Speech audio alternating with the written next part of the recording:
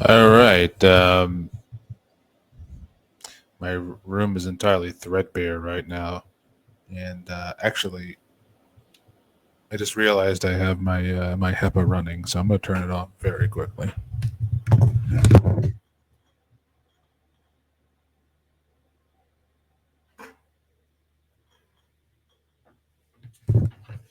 I had to buy a $600 HEPA filter with like activated charcoal in it, so it just eliminates like any pretty much anything from the air. It's actually pretty helpful. I mean, everyone should probably have it anyways, but it's like medical grade.